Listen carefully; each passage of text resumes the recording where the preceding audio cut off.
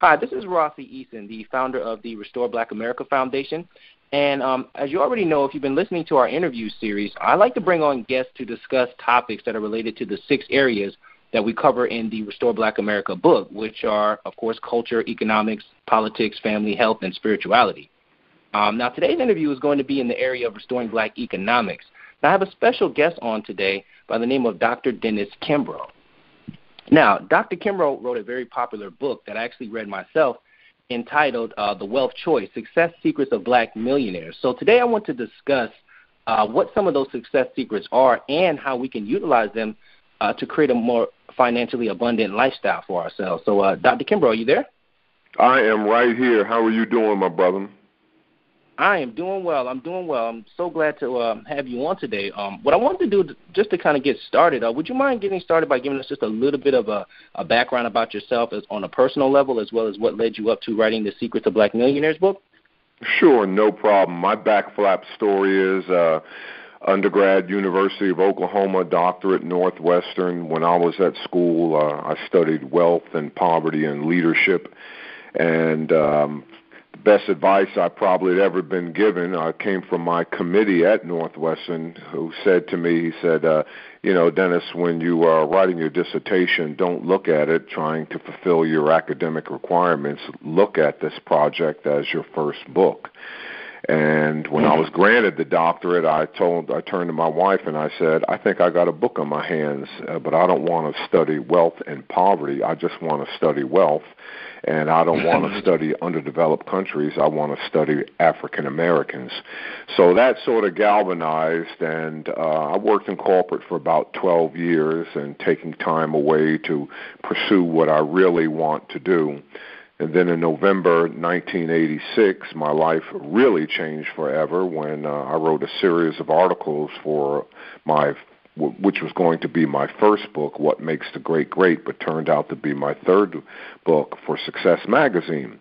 And one of those articles made it to the desk of W. Clement Stone, who, as millions upon millions of folks know, was a business partner and a confidant and an advisor and a personal friend of Napoleon Hill, who was America's most prolific self-help writer. In 1970, Napoleon Hill, 6970, Napoleon Hill was writing a black version of his all-time classic, Think and Grow Rich. He only got 100 pages into the manuscript before dying of a stroke. He was 87 years old. And W. Clement Stone held on to those 100 pages for 16 years, the day that I walked into his office. So I've been blessed. I've written 5 books, 2 of them bestsellers, Think and Grow Rich, A Black Choice, and The Wealth Choice, and, of course, actually 3, What Makes the Great Great.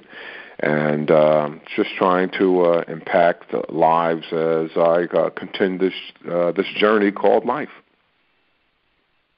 Wow, that's an awesome story. I had no idea that you had a chance to actually meet W. Clement Stone. I remember reading some of the stories he did about, I believe it was the Combined Insurance Companies of America. I believe that was yes. And, in the 1970s, W. Clement Stone was one of the wealthiest in the world.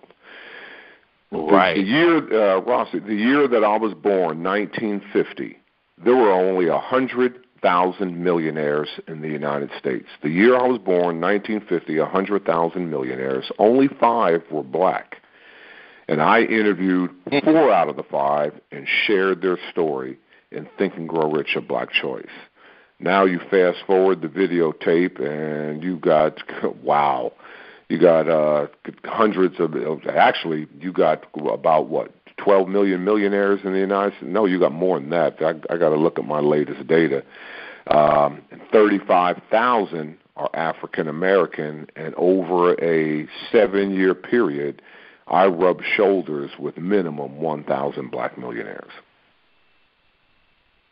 Wow, that's incredible, and I'm so glad that you brought that up, because it kind of gets me into the next point. I know you talked about the difference in the discrepancy between the types of millionaires, and one thing I know from my personal experience as an entrepreneur and as a business person is that everything you do really does start with your mindset. So I actually just want to jump right into a quote that you had in your book as Millionaire Lesson number 1, I believe it was, which says that if you want to know how people feel about themselves, look at their bank account. Money is the greatest measurement of your mindset, and wealth is less a matter of circumstance than it is a matter of knowledge. Could you explain to me in a little bit more detail by what exactly you mean by that? Oh, yes, that was taken from the interview that I had with John Johnson of Ebony Magazine. You know, Rossi, everything starts, everything occurs to you twice in life.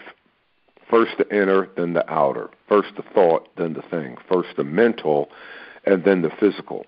And you're not going to develop wealth until you develop a wealth consciousness.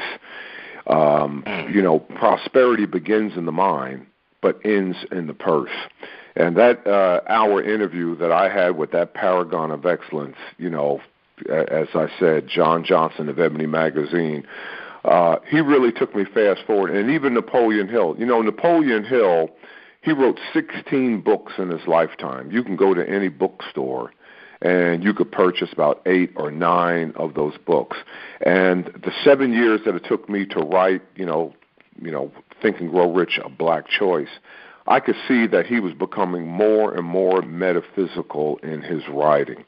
And until we focus in on the inner, Martin Luther King said, your life is officially over the day you begin to talk about, think about, and discuss all the things in life that don't matter. Well, what matters? The greatest gift that we ever been given by our Creator is the ability to change our mind, is to change our thinking. And without getting religious or spiritual with you, whenever, that master, that carpenter from Galilee, my Lord and Savior Jesus Christ would ride into a village and he would heal the sick and he would heal the depressed and he would heal the impoverished. Rossi, the last thing he would say to him is, go and sin no more. Well, sin doesn't mean that you've done something bad. Sin doesn't mean that, okay, while you weren't looking, I took the last cookie out of the cookie jar, or I went in my wife's purse and took $1 and didn't tell her that. It doesn't mean that. Sin isn't anything bad. Sin means that you have mentally missed the mark. Sin means that you need a correction in your thinking. And the reason why he said that, because if you don't change your thinking, the next time I come back into this village, you're still going to be sick, you're still going to be depressed, and you're still going to be impoverished. Well, we live in a capitalistic society, and Rossi, capitalism is not a dirty word. Capitalism means everything is for sale. That's all it means. And you take the word capitalism, write it on a piece of paper, C-A-P-I-T-A-L-I-S-M. Well, you take the Latin derivative of the word capitalism, C-A-P-U-T, kaput. What does it mean in Latin? It means head. What's the one thing you must use in order to survive in a free and open society? You must use your head. You're listening to an exclusive interview found on RestoreBlackAmerica.org. That's RestoreBlackAmerica.org. We don't live in a society that is divided between rich versus poor, or black versus white, or liberal conservative, Republican Democrat, male versus female. No.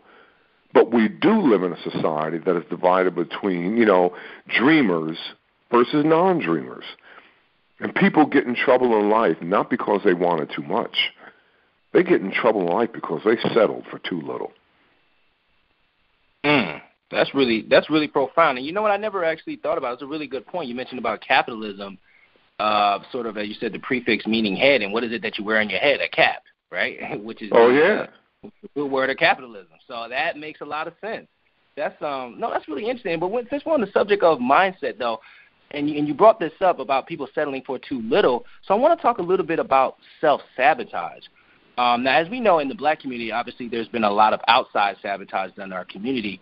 However, over time, it sort of seems like some of these things become self-perpetuating. So, for example, if you grew up poor, a lot of times you end up developing maybe a poor mentality, which creates negative reinforcement, such as, the whole world is against you, or the white man's got his foot in your neck, or if someone just gave me something, I could, make something happen, or whatever the case may be. Yeah, but you simply... Yeah, just, you got to make a decision, which is the second law of wealth, that poverty will have no place in your life. Make a decision that you won't be poor.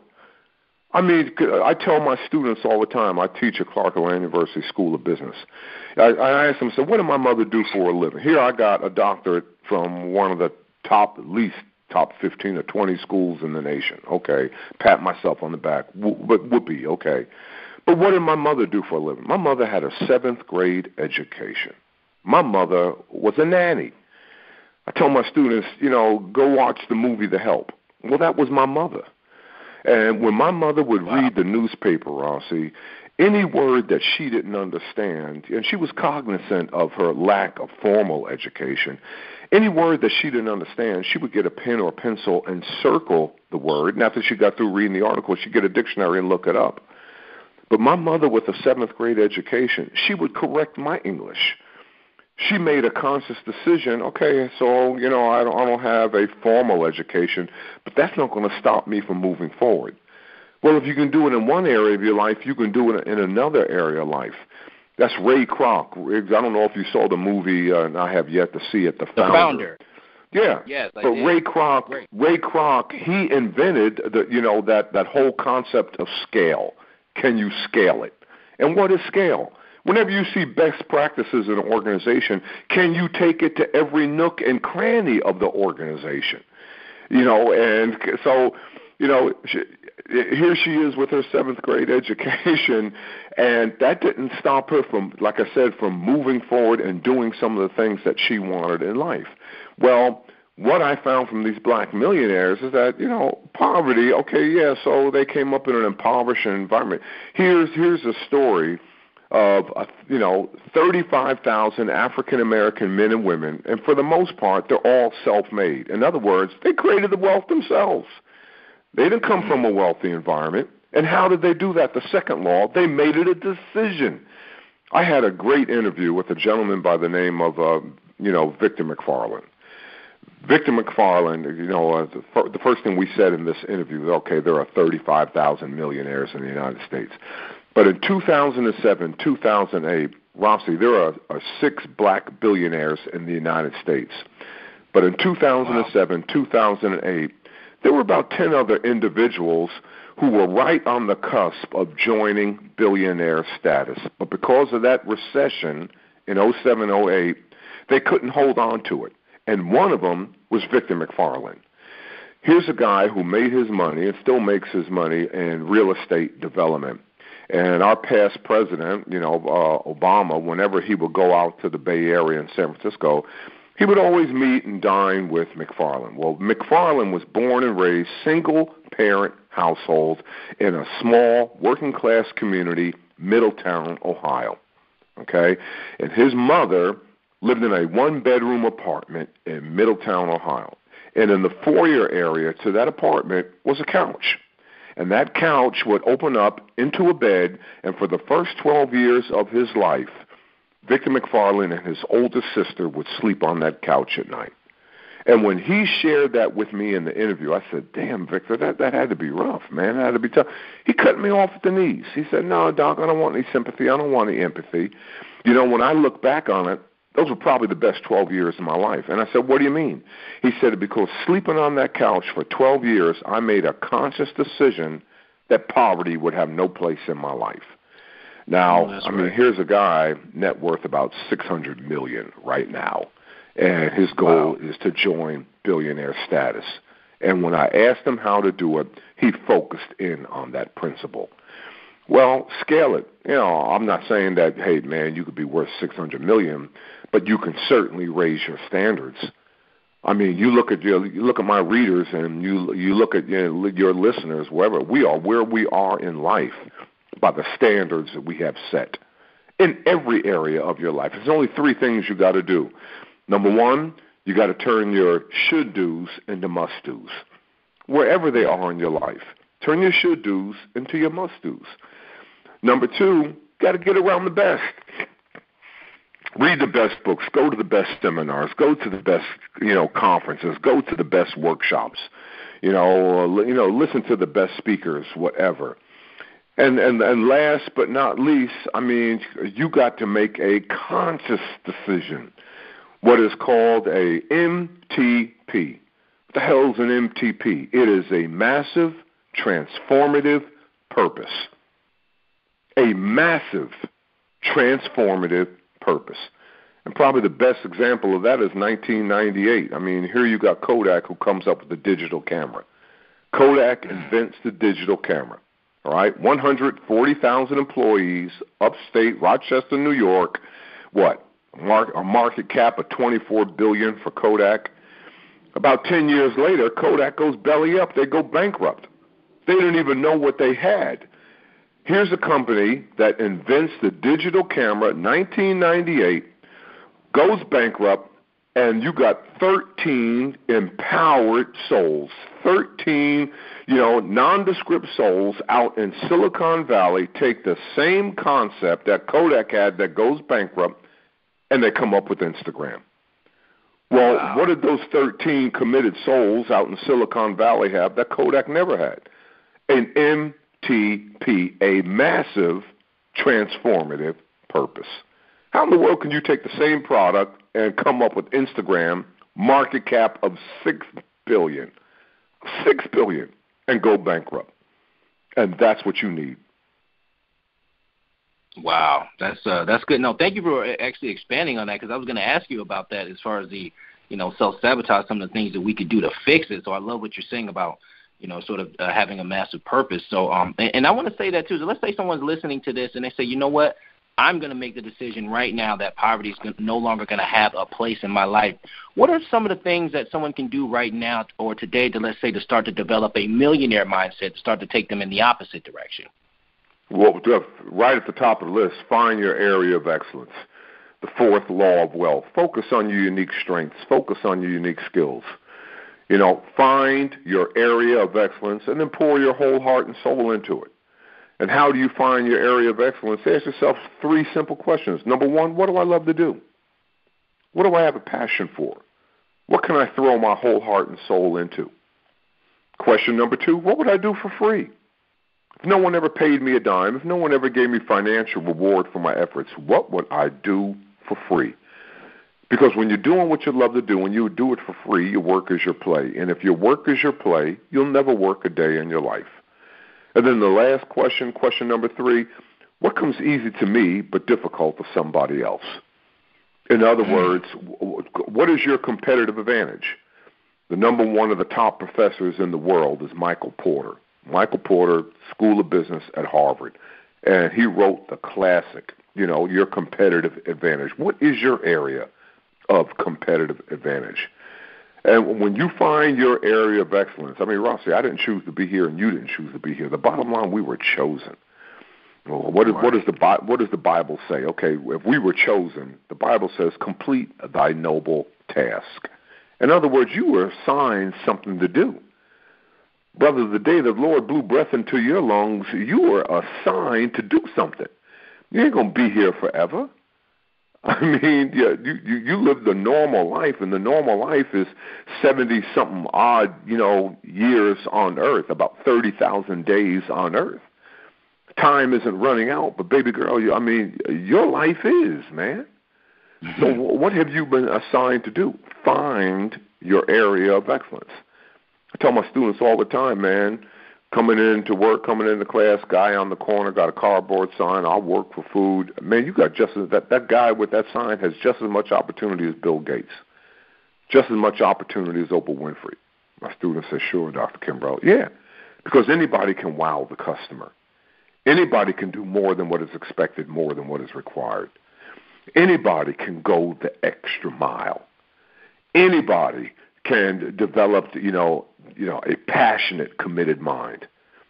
And just like I said, the passionate, committed mind can never be defeated. Did you hear what I said? If the passionate, committed mind could be defeated, there'd be no Bob Johnson, a BET. There'd be no Oprah Winfrey. There'd be no Bill Gates. And like I said, just as much opportunity as Bill Gates. I mean, you look at Bill Gates. Bill Gates had an opportunity. Okay, when Bill Gates launches Microsoft, okay, what? And about 10 years later, about 15 years later, he has an opportunity. Well, first thing he does, he digitizes, Encarta. Great move, Bill. But he passed on the opportunity to buy Wikipedia. Did you know that Bill Gates had the opportunity to buy Wikipedia and said no? And said no. I did not. Rossi, what the hell is Wikipedia? 6th largest website in the world. Right. And he said no. I mean, go ahead and look at Blockbuster. 3 times Blockbuster had the opportunity to buy Netflix and said no. And said no. How are you going to tell you got an opportunity to buy Netflix and pass on it? So, I mean, there's no such thing as a lost opportunity.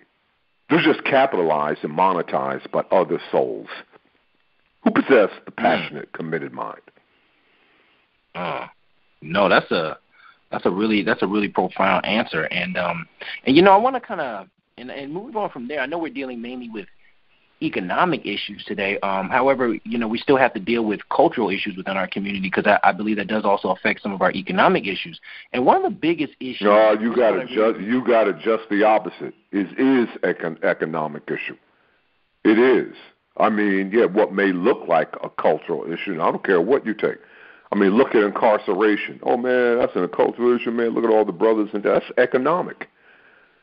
Rossi, right now, you got 6 companies, and they're all construction companies, that are bought, traded, sold, you know, on the New York Stock Exchange right now.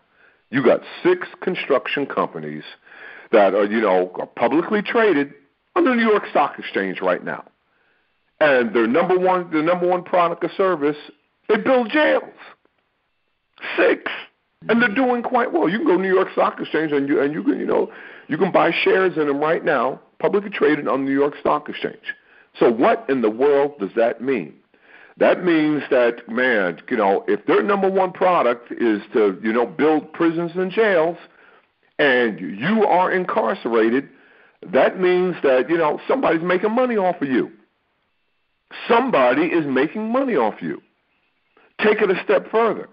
So, black man, when you act a fool, when you shoot the place up because somebody stepped on your Air Jordans, or somebody walked into your turf wearing a red hat when you're in a blue area, and you shoot the place up and you are thrown in jail, and you know that these 6 companies are making money off you every time you are incarcerated, what does that mean, Rossi?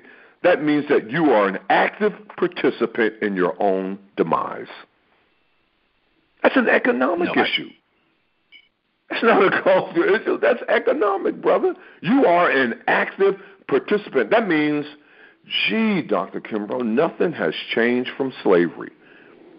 You had at least 4 presidents who bought, sold, and traded slaves from the Oval Office. And the same thing is going on now with incarceration. That is an economic issue. You look at what we call the hood. That is completely economic. Why? Well, we came over here, man, you know, the earliest blacks that came over here in the 1600s, no such thing as a ghetto. Well, who created the ghetto? Your federal government created the ghetto in 1934 with redlining. Federal Housing Administration.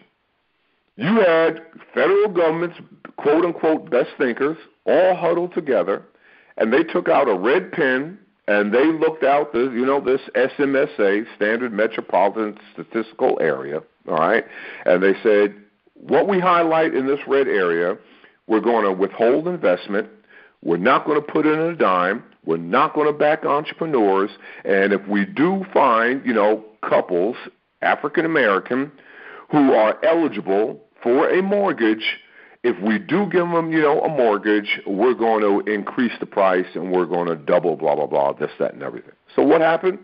You created the ghetto when you withheld economic investment. And nothing has changed. You know, I can take 2 lions and I can take 2 tigers and I can put them in the same cage. Put them in the same cage. And if I feed them, they'll live forever.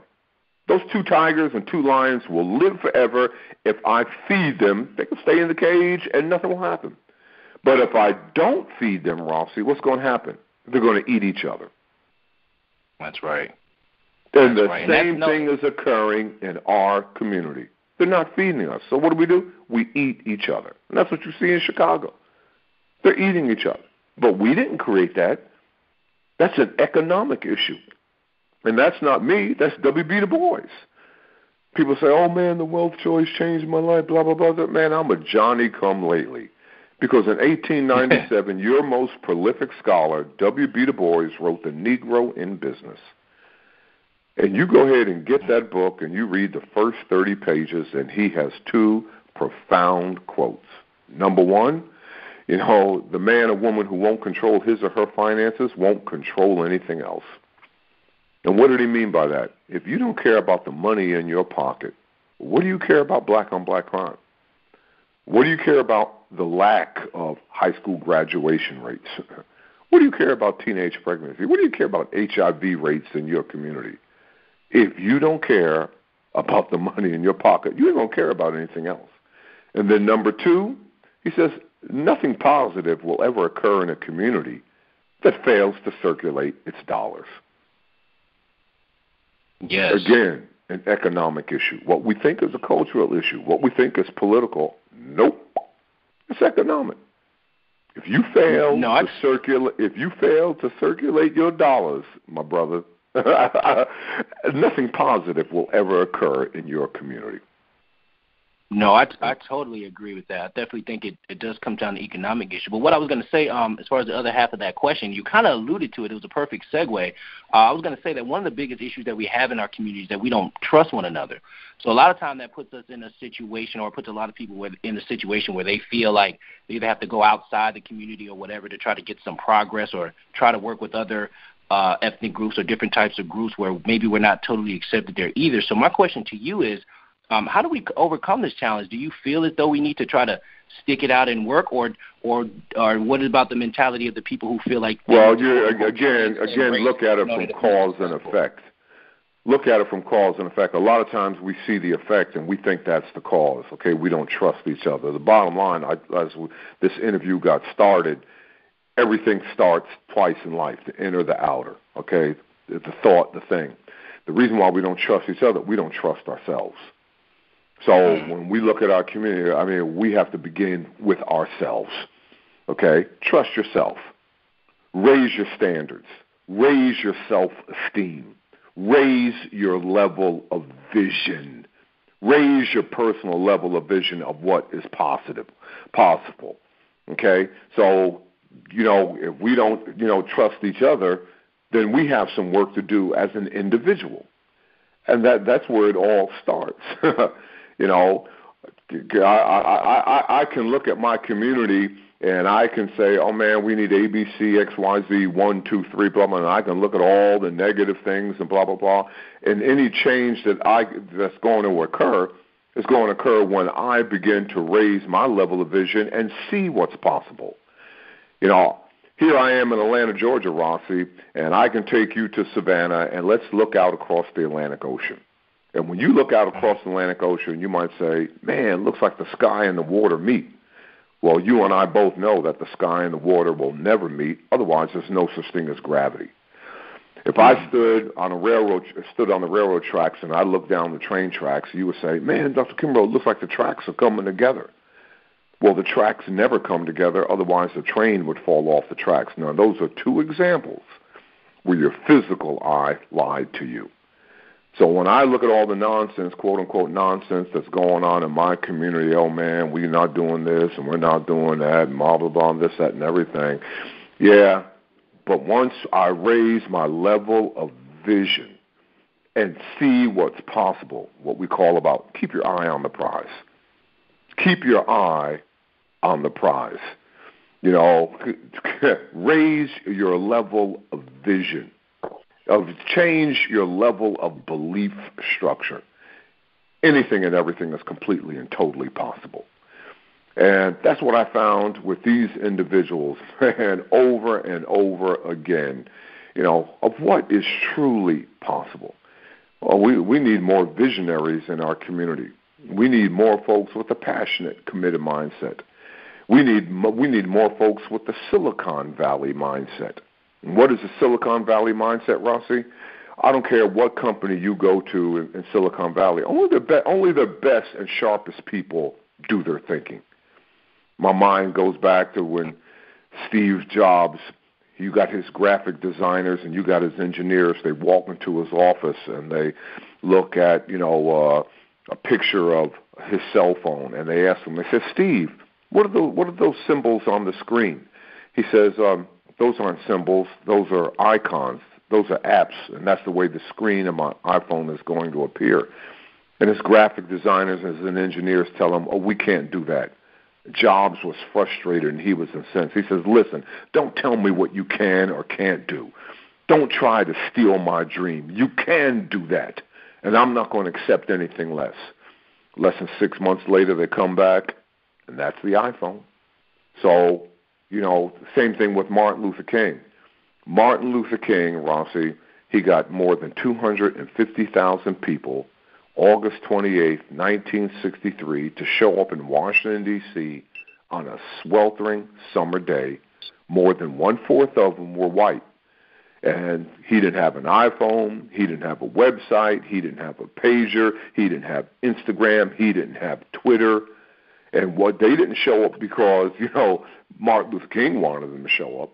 They showed up because they wanted to be there. And what did he have? He had the passionate, committed mind. So, yeah, we can talk about all the problems that we have and blah, blah, blah, and this, that, and everything. Or we can do what the top companies in the country do, and that's they let the best people do their best thinking. Now, how does that translate to the black community? Well, you might ask me, Dr. Kimbrough, where do you do your best thinking? Well, Rossi, I could tell you. I come home from class, hug and kiss my wife. I reach into my refrigerator, get me a cold beer. I walk out onto my back deck. Open up the doors, walk onto my back deck, and I'm on the deck, and I'm overlooking the woods behind my house, and I just let my mind roam. That's where I do my best thinking. So if you want to tap into my mindset, then take me on a retreat and let me walk through the woods with a cold beer in hand when I'm completely and totally relaxed and my mind can just roam. And then you ask me some of these questions. Dr. Kimbrough, what would you do about A, B, C, X, Y, Z? What would you do about 1, 2, 3? And I say, man, I know exactly what I would do. That's powerful context. That's a powerful context. No, that's great. That's an interesting perspective. And, of course, we're dealing with our community. And with that being said, and you mentioned, coming home and giving your wife a hug and a kiss. So that actually, leads me to my next point where I want to move right over to the concept of family. When you look at people, even people who Americans or whoever would consider elite, whether it be the Kennedys or Rockefellers or whatever, you realize at the end of the day that these are essentially just families. So my question to you is, how important is family in creating and maintaining wealth from your viewpoint? Well, that's the number one, that's the most important organization that you belong to, is the family structure. But the bottom line, it always comes back to one. And people say to me, man, Dr. Kimbrough, I'm married, my wife doesn't believe in my dream, and this, that, and everything, and blah, blah, blah. Yeah, but you're looking at it from a small context. When you look at the data, particularly of black millionaires, man, when I asked these black millionaires, I used a 118-question survey, Rossi. And when I started out, I made the distinction that I didn't want any athletes or any entertainers. Now, I had to interview some entertainers, but I made that context. I didn't want those. I wasn't going after those, and simply because we are overrepresented in that area. But again, obviously, there were some folks who I had to interview. I had to interview Steve Harvey. I had to interview Damon John. I had to interview Tyler Perry. Tyrese spoke in my class, blah, blah, blah. But I asked him 118 questions, and I said, how old were you when you earned $100,000? And the data came back 30 years old. Then I said, how old were you when you got the big idea when, okay, I'm earning 6 figures right now, I might be able to go on to 7 figures, millionaireship. And the data came back, they were 41. Then I asked another question. what is your average age right now? And, of course, these are all millionaires, and the average age is 52. So here it is. Black millionaire, earns $100,000 at age 30, gets the dream that they could be a millionaire at 41, bang, the average age is 52. So you could see the timeline. What in the world does that have to do with family? Because, overwhelming majority of black millionaires, married for 20 years, between 2 and 3 kids, wife doesn't work, blah, blah, blah, this, that, and everything. Well, that means family is an absolute big context. And I look back over the course of my life. That doesn't mean that, the road's not going to be rocky. I mean, here I am. There were some times that I quit and my wife didn't. She believed in the dream. There were some times when she quit and I didn't. I was the one that believed in the dream. But the bottom line, Ross, we didn't quit together. And that's what I found out with these black millionaires. Somebody always held true and kept their eye on the prize. Now, I don't know what, again, the readers and listeners out there, I don't know what you're going through. I don't know the trials and this, that, and everything. But what I don't want to hear, the Lord is testing me. The Lord's not testing you. God's not testing you. God gave you the dream. I mean, where in the world do you think dreams and visions come from? That's your creator knocking on your subconscious, asking you, do you want more out of life? No one's testing you. That's your low self-esteem challenging you. Do you think that you are worthy? Do you think that you are deserving? So family is, like I said, a huge context. And family can support you. Family can challenge you. Family can believe in you and tell you what is possible. But at the end of the day, it always comes down to you as an individual. No, that was a great answer. And you mentioned something else that I want to go back to. You mentioned coming home and how you like to go on your back deck, or you mentioned, maybe having to walk in the woods to be able to sort of get your thought process together, which, obviously environment is really important. And so with that being said, it's obviously a lot has to do with your, surroundings and things of that nature. So I'm sure you've heard of the saying that it's not always what you know, but who you know. And one of the challenges that we have in the black community is maybe we don't always know as many people with wealth or power as some individuals do from other cultures. So my question is, what are maybe some places or organizations that black people can go to find other progressive black folks who have that sort of prosperity mentality? That is a great question. And that is part and parcel some of the problem. Years ago, Malcolm Gladwell, and I know you're familiar with Malcolm Gladwell, Tipping Point, Blink, David and Goliath. I got all of his books. And he's on a TV show, and he's being interviewed, and the host says to him, he says, Malcolm, in the few moments we have left, is there any trend out in society that has you concerned? Anything that you're thinking about that, you're really concerned about? And Gladwell paused for a second, and he says, yeah, there are a few trends out there that I'm concerned about. He says, well, in the few moments that we have left, share that with our viewing audience. And Gladwell said the following. He says, I'm really concerned about the hundreds of thousands, and then he changed it. He said, make that millions. I'm really concerned about the millions of black elementary school children who go to school and live in neighborhoods in which they will never see a black man in a suit and tie. That has me concerned. That was such a profound statement because it goes back to we don't profile as a race our wealth creators. I mean, a couple of days ago, me and my wife sitting end of the day channel surfing and bang, turn to the Bloomberg Network, and what do we see? This is only a couple of days ago. See about an hour interview Bloomberg has with Phil Knight of Nike Shoes. One of the many thousands of billionaires in the United States.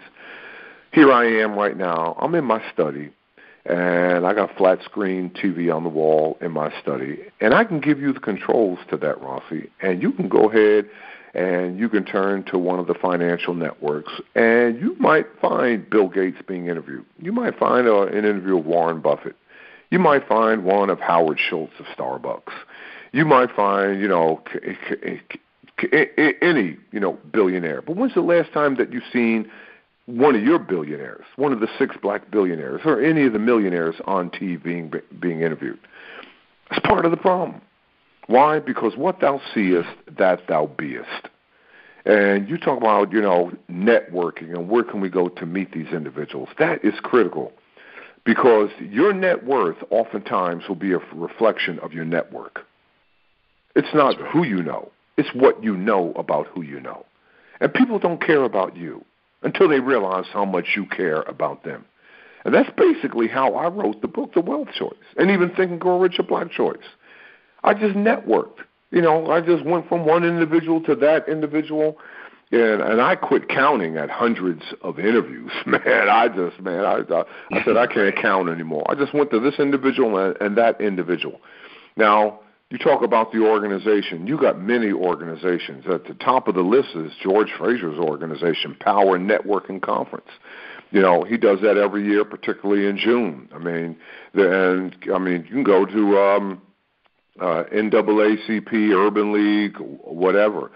But the point is what I said earlier, to get around the best, go to the best workshops, go around the best conferences, because that's where these individuals are, 100 black men, 100 black women.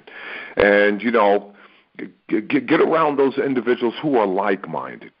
Watch out for the toxic people. Stay away from the naysayers. Stay away from the unbelievers, non-achievers. I did not say don't love them. Continue to love them. But there is a different mentality that these individuals possess. And you got to guard your dream.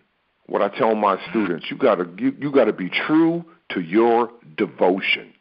That's Kimbrough, what the hell are you talking about? You got to guard your dream as if it's a sacred trust. The average individual in our society gets 4 ideas a year, any one of which, if you had the courage, if you had the guts, if you had the fortitude to chase your dream, would make you financially independent. But what does the average individual do? We dismiss it.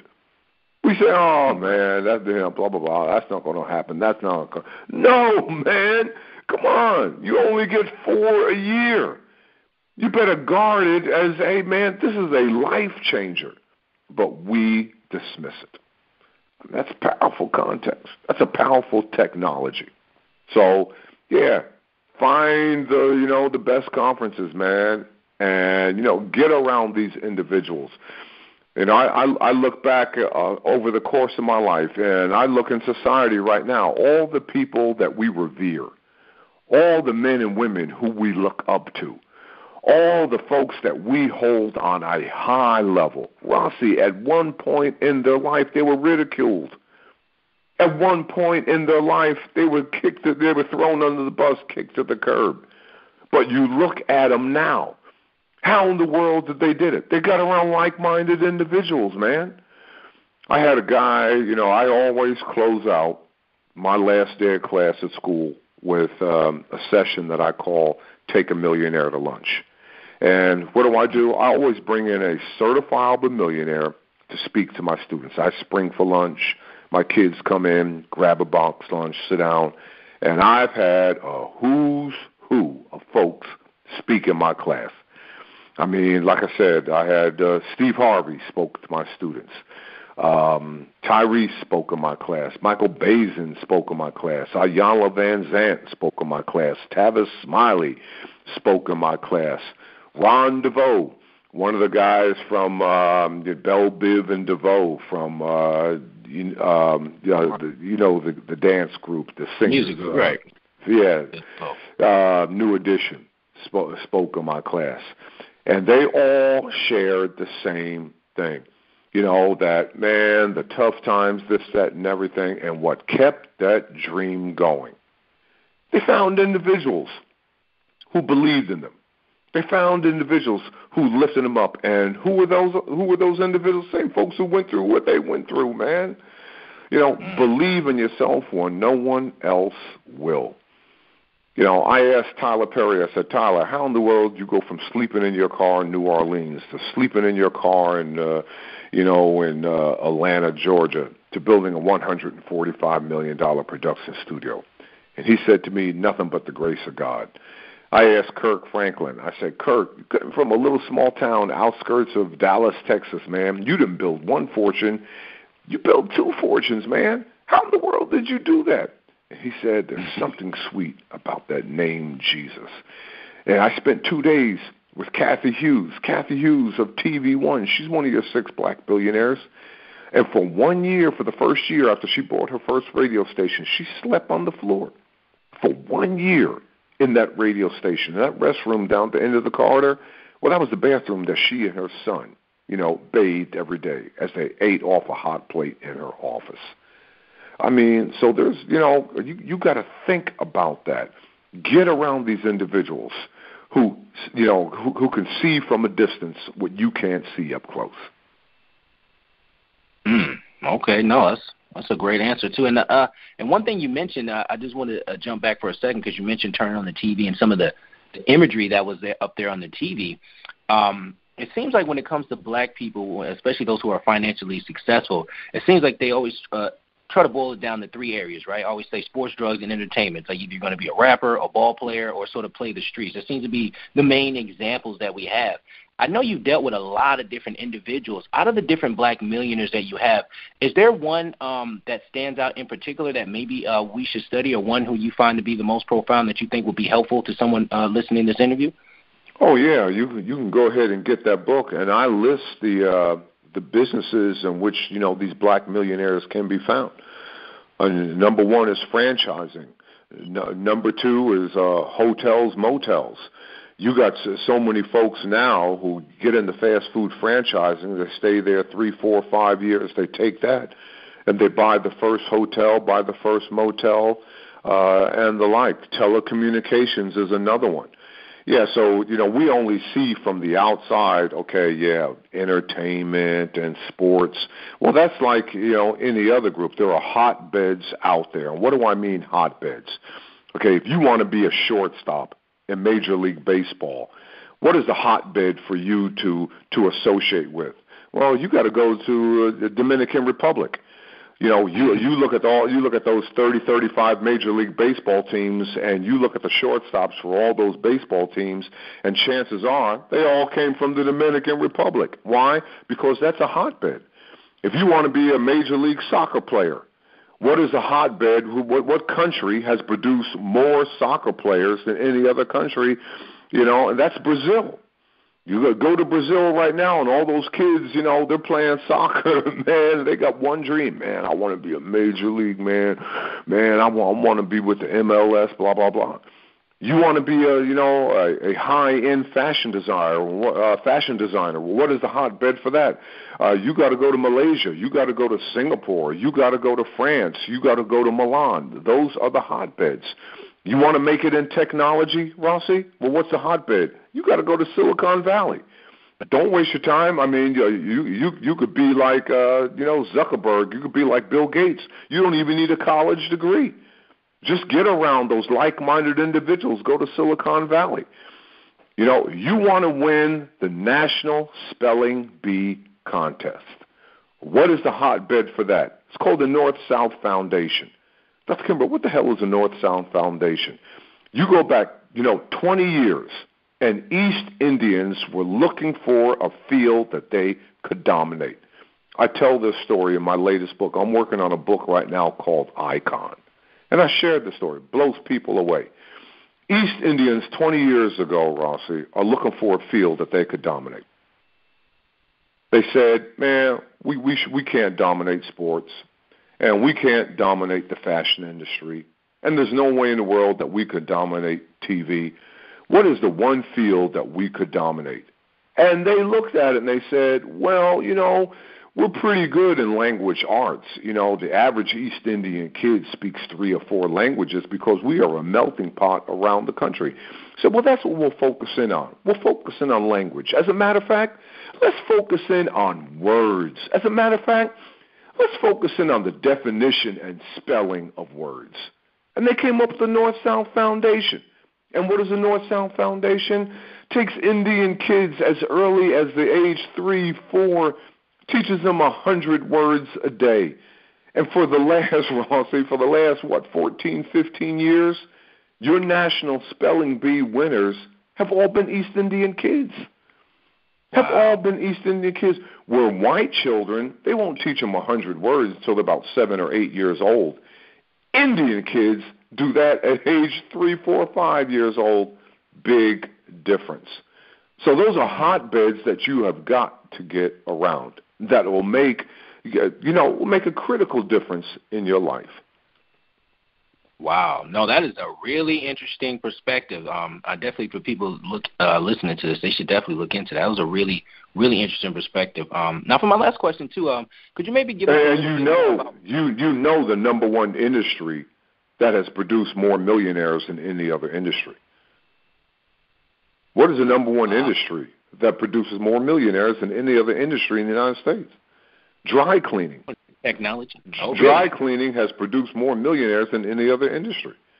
So there are so many opportunities out there right now that we probably pass and we probably dismiss. Wow, that is really true. I never would have thought. I would have said maybe technology, but now I had no idea. Dry cleaning. No. That is really interesting. But okay, so we're going to conclude this interview. But could you tell us a little bit more about some of the things that you're doing currently, as well as how someone can get in touch with you? Okay.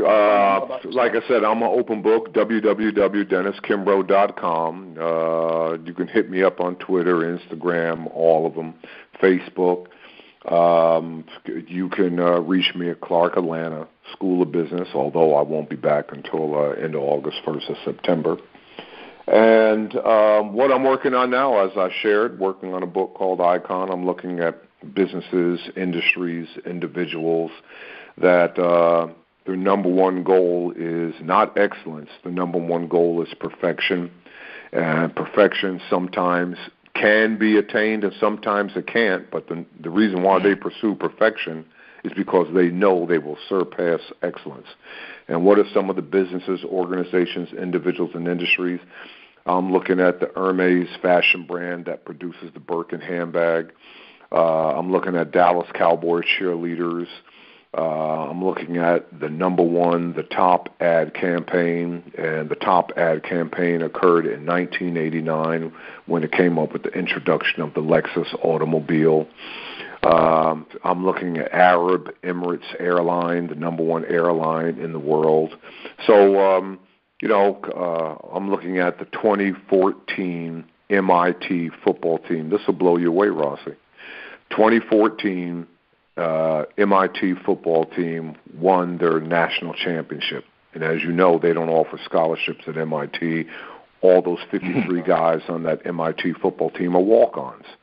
But when you look at the 53 players on walk-ons, 17 of the 53 graduated valedictorian from the high school class, and 24 of the 53 aced the SAT. Speaking of that, I'm looking at students that did ace the SAT and ACT, so those are some of the folks that I'm looking at to find out the common chords and common traits and habits that they have. Okay, excellent, awesome. Thank you very much. Well, I definitely want to encourage everyone to listen to this interview to definitely check out Dr. Kimbrough. Definitely, when you get the opportunity, check out his book, The Wealth Choice, Success Secrets of Black Millionaires. It is an awesome, awesome book. And I want to thank you again, Dr. Kimbrough, for being on this call today. I think the stuff that you shared was very profound, and I believe a lot of people are going to be blessed by it. So thank you for your time. Oh, you take care, man. Call anytime. Thanks for having me. I had a great opportunity. Thank you.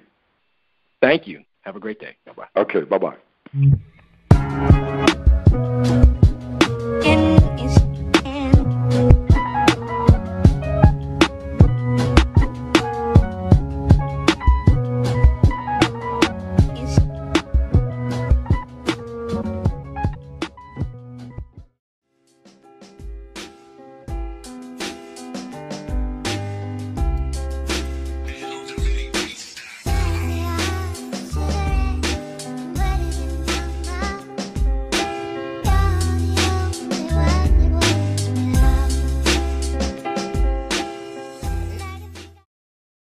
Hey, what's going on, everybody? This is Rossi Eason, founder of the Restore Black America Foundation, and author of the Restore Black America book. And you know how this whole thing came about, man, is real interesting. Years ago, I had a friend of mine introduce me to something called the Willie Lynch letter.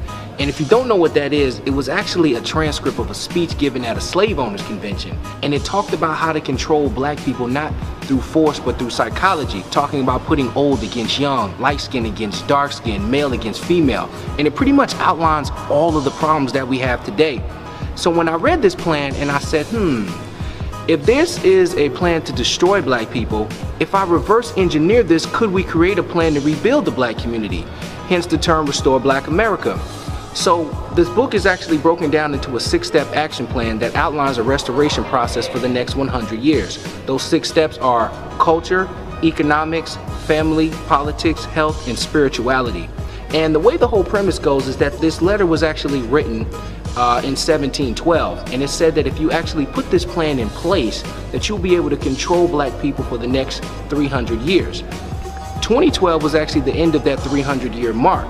When I wrote this book, it came out in 2013, which is the first year after that 300-year mark. I founded the Restore Black America Foundation as a way to actually implement this 100-year plan. Not only to give people the information, but the actual tools in order to make a change. So basically what I've done is put this book together in a 100-year plan for the black community. Restore Black America is more than just a book. It's more than just a foundation. It's an entire movement sweeping across the black community. So be sure to stay tuned for our documentary as we outline the 6-step action plan for restoring Black America and taking our culture back. Holla.